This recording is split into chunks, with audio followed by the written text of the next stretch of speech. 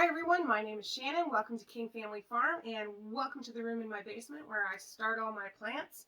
So last week, it was the week before on the Friday, I saw a post on Facebook. It was in Gardening in New Brunswick, and this lady, Mary Squires, had posted about getting some elderberry cuttings. And they were $2 each, and I thought, hey, great, I can handle that.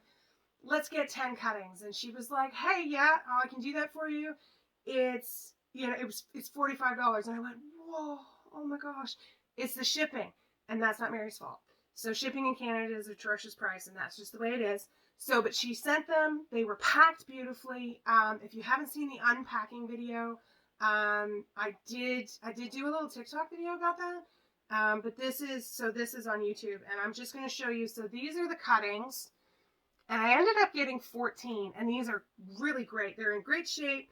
And after I had posted that video, Mary messaged me and said, hey, if you're not going to plant them right away, make sure you put them in the fridge. And I would keep them in the bag they came in, put them in the fridge, and it'll help them not break dormancy until you're ready to pot them up or plant them outside, or however you want to do that.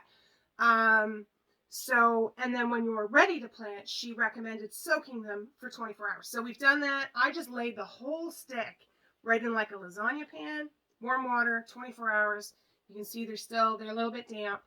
And these cuttings just look fantastic. You can see like they're starting to green out. She has really great instructions that come with them. So you're supposed to plant them with the angle cut down. The first node, and this is a node here, is supposed to be 3 inches under the soil, right into the soil. You could plant these, wait until spring when the ground's not frozen, stick them right in the ground. I want to give these things a bigger chance because we have a really short growing season here. So I want them to have a really good root system before I transplant them. So that's what I'm going to do today. So I have prepped these like 1 liter-ish pots. They're, that kind of size. And the reason I really selected these, is because they're deep enough that I can get this first node 3 inches under the soil. And so that's really the important thing. You don't need a pot this big around. It's just what I have. So if you have pots that are narrower and tall, and you can get that first node 3 inches under the soil, by all means do that.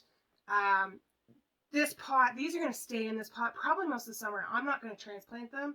I would say until the middle of August. Once the weather starts cooling down again, and they'll get lots of time to get established in the soil before the ground freezes, but they're not dealing with the stink and heat of the summer. So here again, you can see there's the angle. There's the first node. This particular one is 3 nodes. So there's the second node and the third node. So, and what'll happen is the roots will build below the soil, and then this node here and this node here, and you can see they're kind of turning green. That's where your leaves are going to come out. So we're going to just pot right in the middle of the pot. I'm just going to push it right to the bottom, and that's it. So the potting medium that I'm using is this is 3/4 reused potting soil. You can see the perlite in them, and this has actually got a little too much in it. We just shake some out. There we go. And so I use 3/4 potting mix with perlite in it so that it's nice and light, and then 1/4 compost. And you can use whatever compost you want. You can use the compost you make. You can use compost from the store. The only thing I recommend is sifting it a little bit just to get the bigger chunks out. And I just use a sifter like this, and I will link this sifter down below. I bought this on Amazon. Fits on a 5-gallon bucket, and I use this all the time when I do my soil blocking as well, which we'll venture into probably next week. I'll start doing some cooler weather stuff and get ready to push the season. So all I'm doing today is taking these cuttings, which are fantastic, and we're just right in the middle of the pot, right down. So the soil is moist but not soggy, and this size of pot's going to allow me to just keep it more evenly moist and not soaking wet.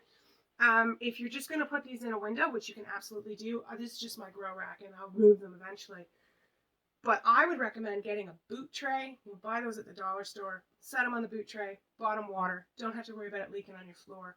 And it'll work just fine for these, because this won't quite fit on my grow rack.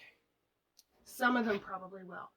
So again, we've got the angled cutting and the first node, and then we're just going to, just like that. And that's it. I don't really like packing the soil in too tight. You want the plant to be able to develop some roots.